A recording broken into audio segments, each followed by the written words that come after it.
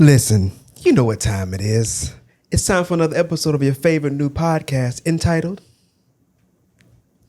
We Hate You, Internet!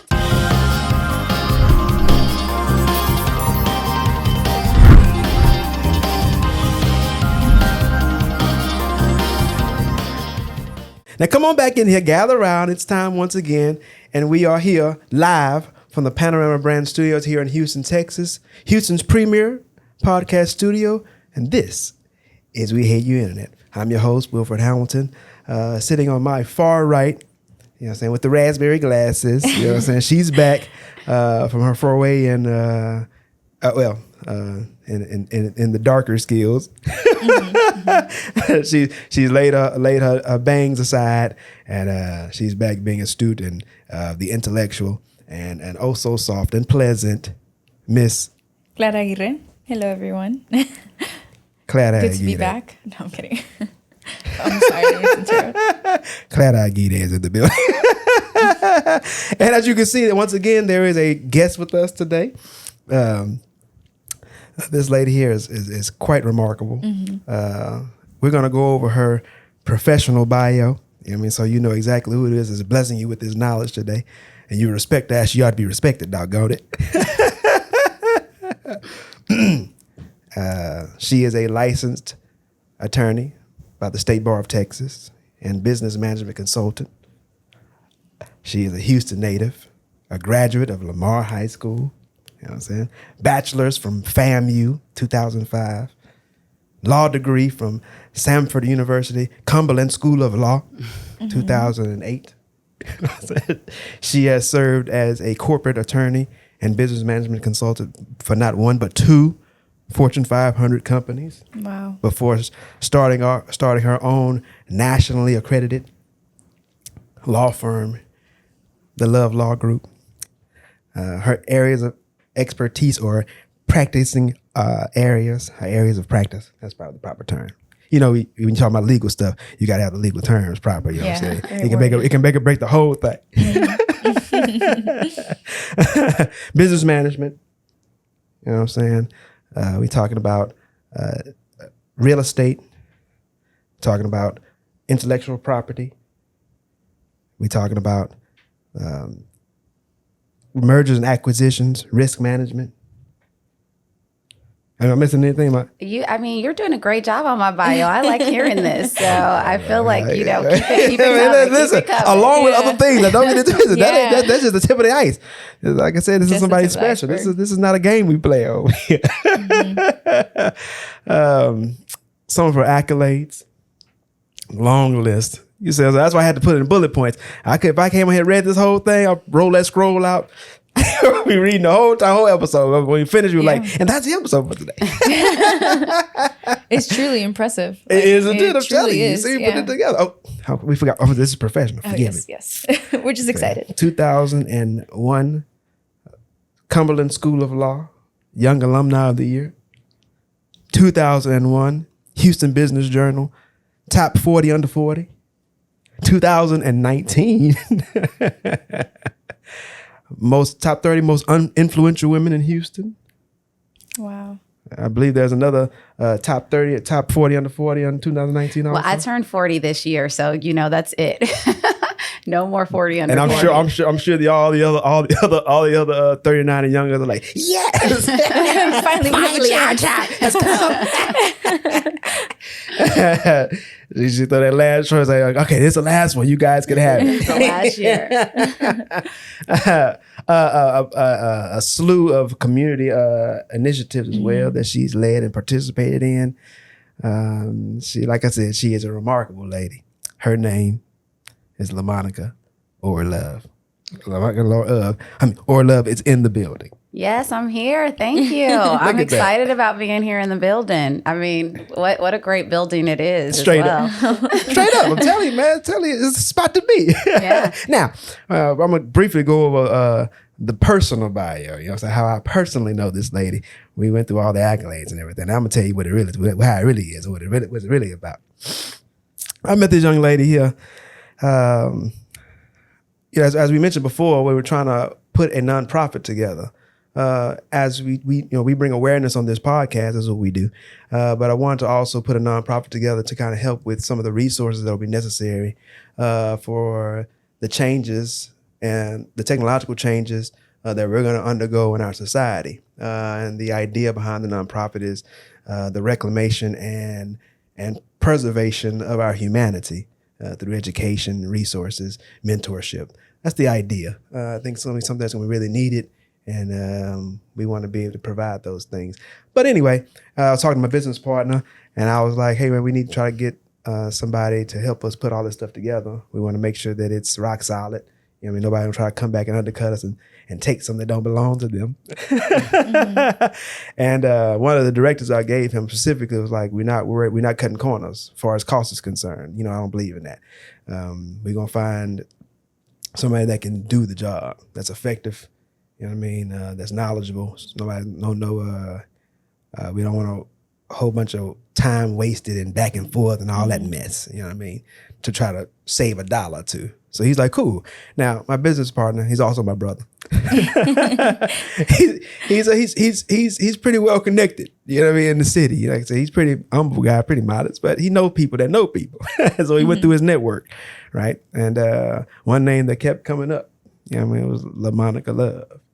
You know what I mean? They say, man, she's remarkably effective. She's efficient. She's knowledgeable. You know what I mean? She's diligent. These are the things the terms that came up to describe this individual. You know, my brother's pretty pessimistic. He don't just be trusting anything. So he gonna get a second or third reference. You guys vetted me very thoroughly. Hey, listen. It's the American way. But you know, after you know, and even a couple of her opponents in legal battle as they licked their wounds. You know what I'm saying? They were like, well, you may want to consider LaMonica Orr-Love. She's pretty good at what she does. Yeah. What does I shut up? Yeah, you got to be pretty bad if the person you whoop have to say, you know, hey, I got to give it up. Yeah. They do work. I fight fair. Yeah. That still didn't help him. Ain't much you can say when you fought a clean fight and got whooped. Ain't much you can say about it. All you can say is, that girl good. Yeah. So anyway, as we sat down, we talked. I was very, very pleased with not only your professionalism, you know what I mean, and your acumen for, you know, legal aspects in business, but just your humanity. You know what I mean? You were a very easy person to deal with. You know what I mean? And I was really pleased with that. That's one thing that really irks me when dealing with business is when it's just money, service, out the door. 30 minutes, 15, whatever. But all right, bye. You know, I don't really like that. I obviously respect the time is important. But like, yo, you know what I mean? We're having a conversation, we're trying to accomplish something. There's no reason for it to be so rigid and stiff and just be about. Yeah, we're still two people. Right. Yeah. And so I really appreciate that. So, this is, like I said, this is a remarkable lady that we have with us today. And not only that, and for all those that may be out there thinking they can get one over on Wilford Hamilton, this is my attorney. LaMonica Orr-Love is in the building. Drop the mic. That is. AKA Legal Love. That's secondary alias, you know what I'm saying? Yeah, I might get that trademarked. I like that. Yeah, you know what I'm saying? Free of charge. Don't even worry about it. Free of charge. Thank Go on, lady. Take that with you as a gift. All right. We have wasted so much time running my mouth. For today's topic, we want to discuss our rights as internet users, right? Everybody and mom on the internet, you know what I'm saying? Like it is a fully integrated part of our lives. And it's a really interesting concept to think, do you have any rights as you're surfing the web, as you're typing these posts, as you're posting these pictures, you know, all this information that you're feeding into this system, do you have any rights or control over any of that stuff? You know what I mean? And so we brought in someone who is versed in these things. We're going to have this discussion. So question number one, like, are there any rights that we have as internet users that we may not be aware of? Well, the first thing I think we need to do is sort of set the scope for what is the internet, right? You know, I think we say the internet, and the first thing that probably comes to people's mind is like Internet Explorer or, you know, which are all browsers. So, you know, when we talk about the internet, what we're talking about is a lot of browsers, a lot of websites, plugins, applications, all things that are operating on the internet that all have their own terms of use and own community guidelines, own privacy policy. So there isn't necessarily just one right or one thing that has been conveyed to us as we use the internet. If you're using Google Chrome versus Internet Explorer or Safari, those terms of use are all going to be very different. So it really, you know, as we start to talk about the rights, we need to get into how do you understand with the applications that you're using, how to protect yourself when you're using those things and how to understand the terms of use, the privacy policy, the community guidelines, all of those things, which are really what govern your use of your internet use. Oh, no.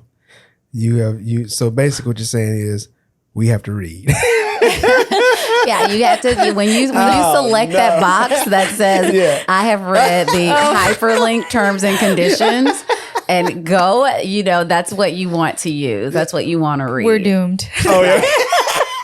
We are doomed. Wait a minute. I'm supposed to read this? You bring a very excellent point because like we talked about this before on the show. Like people sign stuff so easy, you know what I mean? And we always talk about the addiction that we have to convenience. That's one of the things we talk about a lot.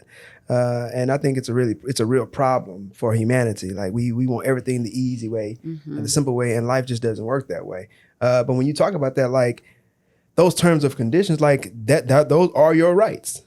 You know what I mean? And if you don't take the time to read that stuff or understand that stuff, then you've signed it and agreed to it, like you could have essentially just signed away any rights that you might have had. And it's pretty crazy. Go ahead. You're absolutely right. And the good thing is that so many of these rights have evolved. You know, it used to be that you would click on it and it was 5 pages of legalese. It was very difficult to understand.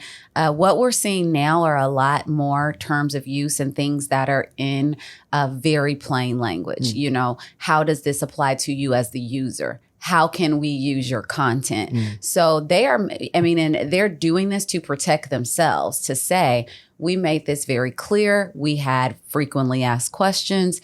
It was very clear and, you know, not complicated for you to understand these terms of use or privacy policies. Very interesting. Come on, I know you got something. I see something behind those eyes. It's just, it's funny because I was literally, when I was going over our outline, that's something that came to mind because I know that you're technically, whatever it is that you're signing, you're supposed to be able to understand what you sign. So, and I'll be honest with you, I am the type of person where I just agree. Like I don't want to say I've never read the terms and conditions because that's not true. I have. It's just that when, you know, you buy your iPhone and you want to get it set up quickly, like I know you're lawyers probably don't think like this. I know they read everything. No, I mean, a lot of us don't either, right? Because you assume that this is something that is so widely used. Yeah. We want companies to have good morality, and we would hope that they are doing things that are fair and that are just. And what I will say is that when it comes to larger companies, because they're under the microscope, generally there is going to be more scrutiny on the way that they're using things, their technology, because lots of companies who also have lawyers are using these things and they're subject to them. Why it's good to get in the habit is that once you start downloading lots of apps, you know, I mean, we see a lot of these airbrush apps and these AI apps and even apps that our children are using to for educational things as well. All of those items have terms of use and privacy policies. So interesting. But isn't that, I thought children can't like sign those things, but yet it would be their data, would it not? Like if they're the ones using those apps? The parents are actually signing it over, For right? them? So downloading apps and doing those things. Apple and all of these places actually have mechanisms in place to protect some of these children. The bottom line is that a lot of parents are opting out of these things. Oh, okay. So if you look at using an iPhone or using a iPad, there are going to be things where you can put parental codes. Yeah. You can put codes on the amount of time that your kids are on. You can put codes on their abilities to actually download apps. You can say they cannot download apps without my permission. And oftentimes on these apps, they're going to say, if you are under the age of 13, you need a parent. And then it says, enter your birthday. So that is basically justifying that it is like a parent who is entering in an older birthday. It's sort of like if you go to a liquor website, right? And they're like, you must be 18 years of older to enter this website, put your birthday in. And so, or no, you have to be 21 years or older. So, it's like, are there people who are under 21 that are probably putting in something and moving forward? Absolutely. But has the owner, the website put something in place to try to have some type of barrier to provide that protection of who their audience should be? Yeah. That is so interesting. It's so funny that comes to mind with the whole parental guide. I think I had a cousin who racked up thousands and thousands of dollars in like, I want to say thousands. Yeah, in games. Oh yeah. When he was a little kid, he Roblox especially. Oh yes. Where they end up having big huge bills because it goes straight to the your iPhone purchase. So if you have like an iCloud account, it'll just keep charging it. So you can also put in something to protect yourself there. So parents, you need to start looking into these things. Yes. Yes. Oh, they'll understand when it hits their credit card. Oh yeah. What are the terms of conditions? Put those glasses on. Read that. I want to move on. We'll talk about as far as our rights, as far as the use of our likeness and our information, right? Now we're moving kind of into the social media area.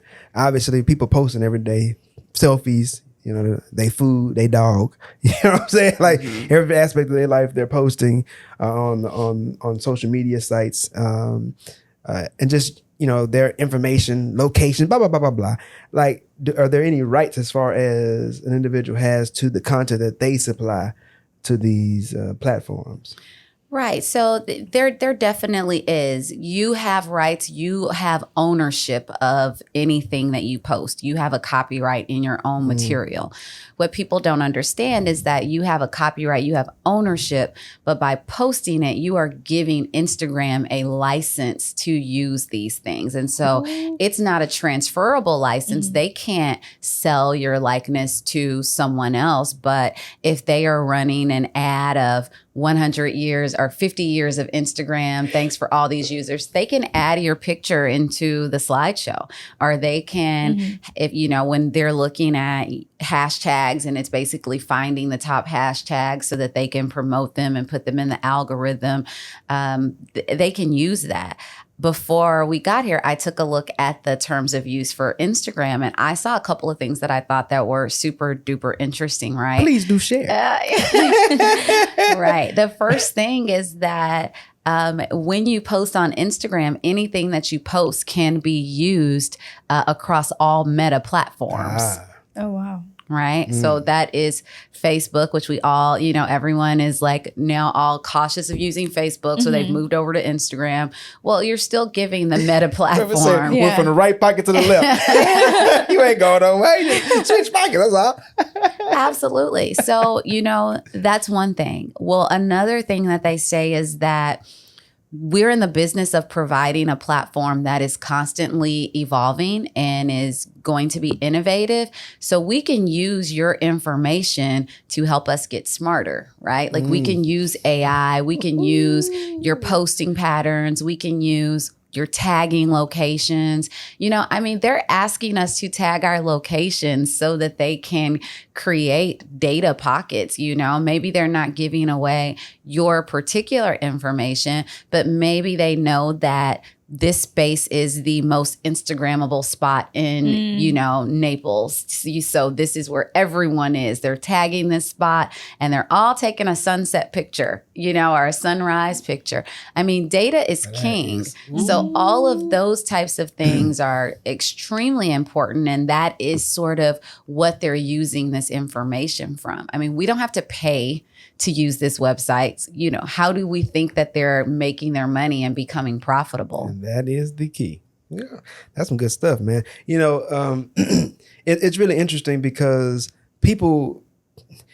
human beings are interesting. That's the best way I can put it. Like you operate so freely, and I would even say carelessly. You know what I mean? But then like you want to have rights, and you want to feel like you have control. You know what I mean? And it's just like when you mentioned that as far as how they can utilize your data, and people post and do all these things when they find out, oh, they're using your stuff. Like, you get offended, but it's just like, what did you think? You know what I'm saying? Like what did you think they were doing? Like, what do you think is going on? Nothing in life is free, right? Mm-hmm. That's where it sort of comes down to. And we all benefit from this community. It might be that they are getting more of a larger indirect benefit to a user. They're thinking, I'm engaging with friends. I'm keeping up with trends.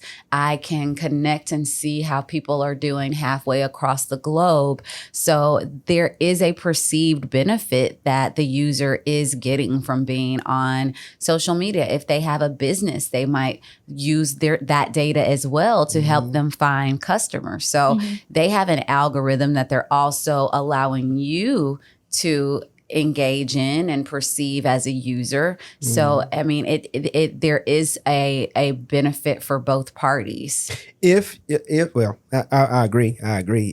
If you can access and properly utilize, that information, which, actually, you want to put anything on top of that? Oh, no, I'm just listening right now. Look at y'all. See, eyes all bright. Yeah, I'm soaking it in. We're going to move on, kind of attached to that same thought process as creators. People make their livelihood on these apps and things of that nature. What rights do they have as far as the information or the products that they're presenting, or they are having made available on these platforms?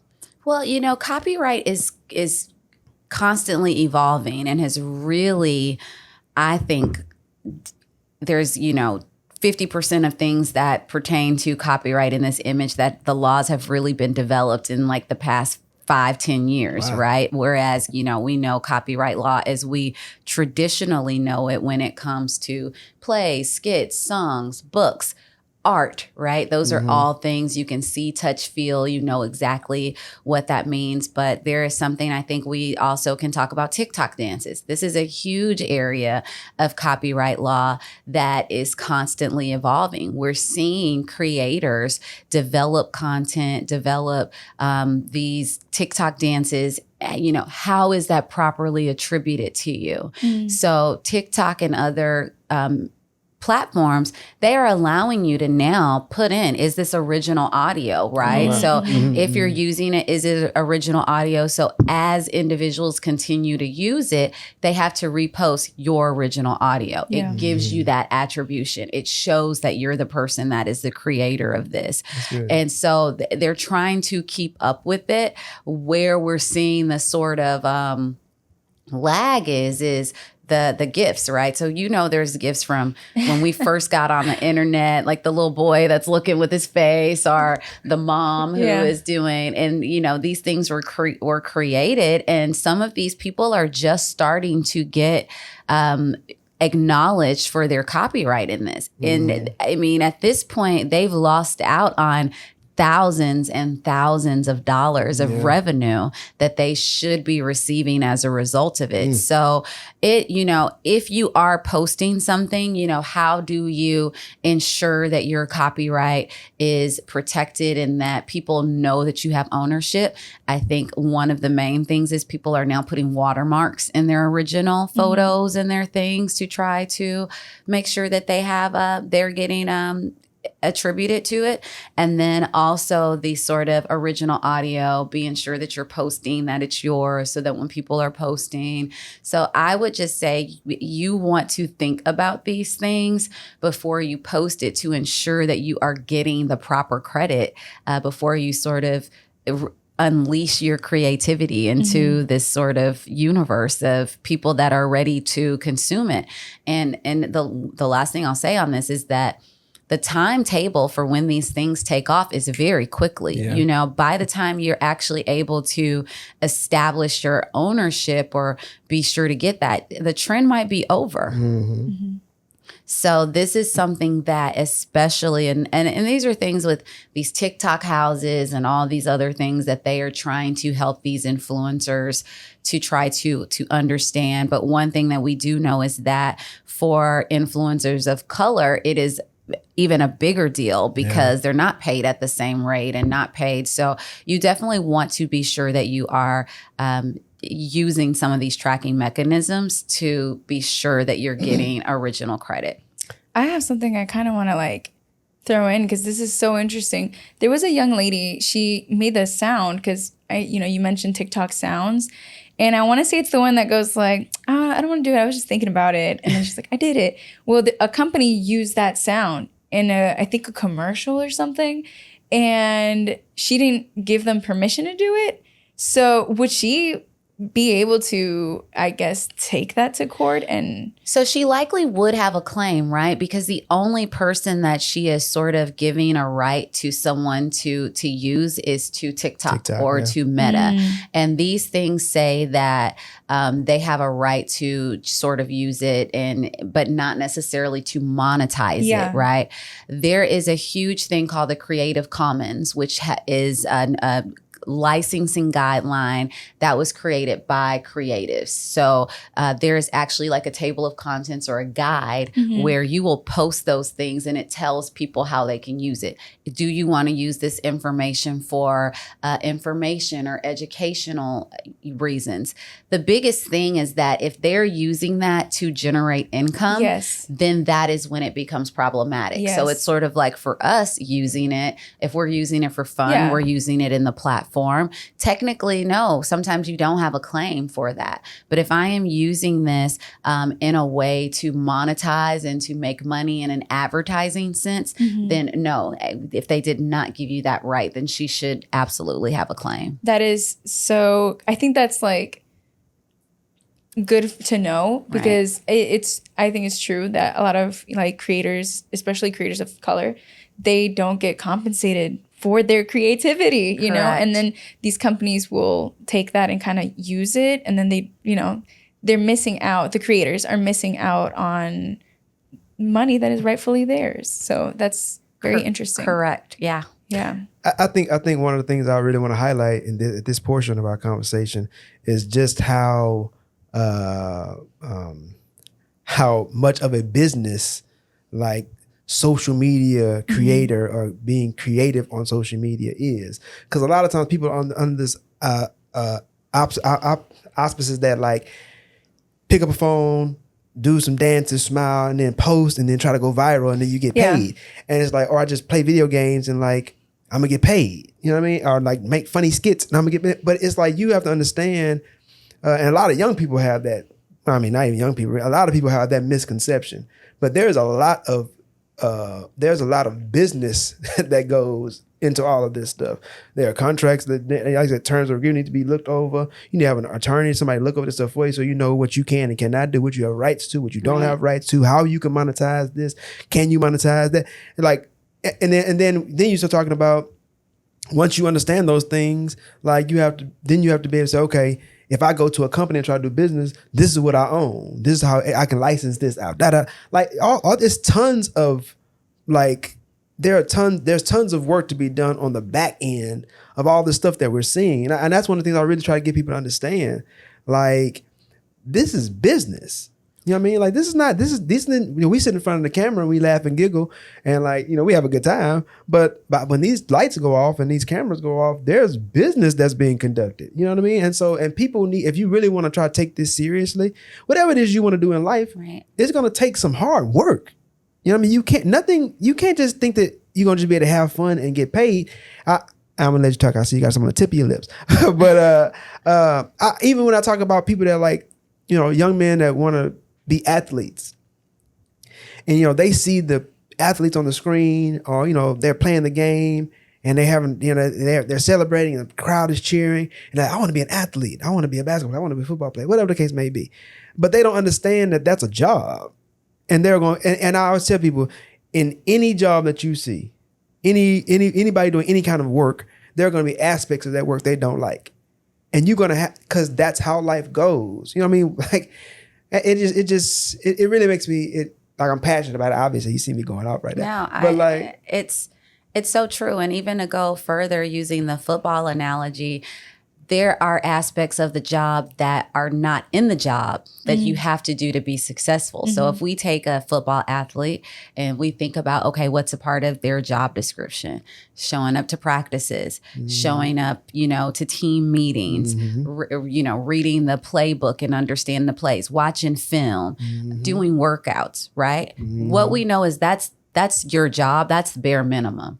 But for the individuals that are successful, that are taking it to the next level, what are they doing? They're probably doing a Pilates class. They're probably working one-on-one with someone on their own. They're watching film outside of the team meetings. They're maybe watching their own performance from last week and looking at how they can improve.